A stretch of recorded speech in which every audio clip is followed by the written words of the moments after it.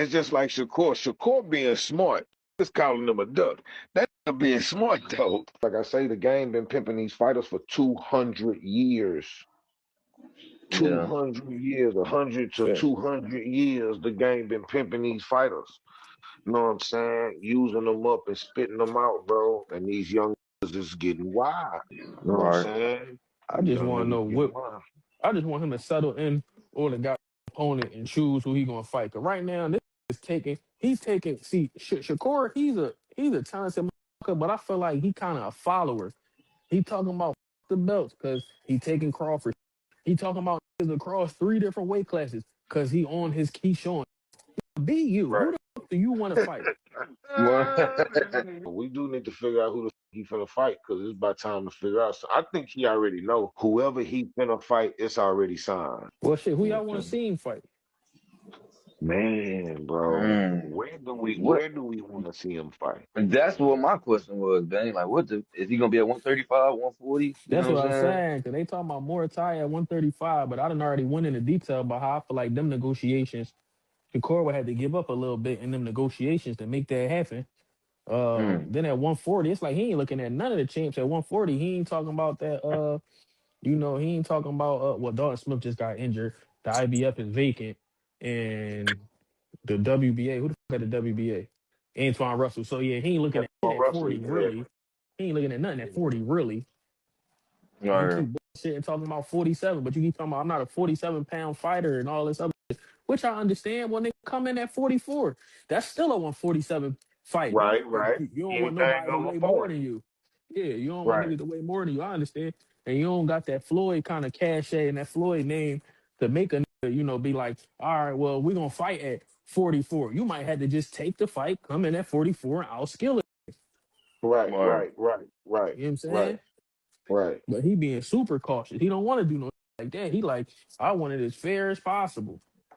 Which I can understand, but Shakur ain't as little as fucking be thinking he is neither. We saw how he looked at 40. Was filling out in the corner talking about, I'm stronger than him. You see how good that he felt saying that? When you seen him say that shit? Right. I knew you was gonna feel better at 40.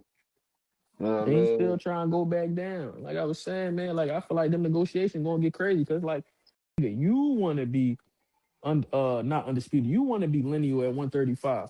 But what the fuck is in it for Muratalla? Because be like, but that's a big fight. Yeah, but I can fight you at 140 and it'll be for your lineal title. So whether I fight you at 135 or 40, it's still for a lineal. What the fuck are you gonna give me that's gonna sweeten the pot for me to make this fight with you at 135? Right. Because the only reason for them to have that fight would be because that's something that Shakur want to put on his resume. Now I ain't gonna lie, Kizzy. That's a good ass fight, boy. I like that fight. All right, so listen. I feel like Shakur kick his ass, but the idea of the fight. You feel me? Like when people start running down, you know what I'm saying? When people start like going back and looking at what like doing some homework on Muratalla, it's gonna be like, man, this gonna be a good ass fight because you just looking at the things that he do good. You feel me? Like man, you see what he did to Andy Cruz and whoop and he can box and you know what I'm saying? Like, and then he gonna get in that get dropped off at Sunday school. Yeah, the thing is, motherfuckers start watching what he did. You know what I'm saying? If he's watching properly, they gonna understand. He ain't gonna be able to do that in the court because the way Andy fought him, he's not gonna fight him. Exactly. And the crazy thing I was bringing up back when he fought Andy and beat Andy, I was saying everybody was talking about, oh, Andy got an amateur style. Andy, this and that, he moved too much. But then when he finally started listening to these and did motherfuckers want and stood there more and catch the shots and was there, that's the that made him lose. And then everybody was criticizing for that. Shakur is somebody that understands y'all gonna say something no matter what I do. So I'm gonna do what the I do. So it ain't gonna look like that. He not gonna let it look like that. Yeah. Anybody that don't respect Shakur don't respect the sweet science, man. I was gonna say you don't like boxing, my man. Correct, because Shakur is the sweet science. It ain't gonna always jump off the screen at you, but if you know what you're watching, you're gonna love a Shakur fight.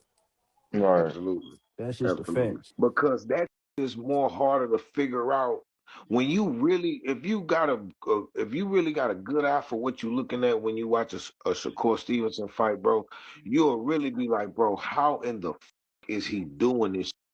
See, Yeah. to look to certain people, they looking at big bold letters spelling out a word. It's real easy to read. It's clear. It's like it's nothing confusing about it. The words say Right. house. It's easy to pronounce and everything. But when we look at it, it's like, bro, look at the H. The line is perfectly straight. Every Right. line on every letter is perfectly angled and lined up and curved. And we looking at the perfection of the handwriting. You Right. feel me? Like how a nigga did this shit with his bare hands. This ain't computer print. Like, you know what I'm Yeah. saying? Like that's how Right. Shakur is, bro. Like you just gotta know what you looking at, bro. Like Yeah. you gotta know the degree.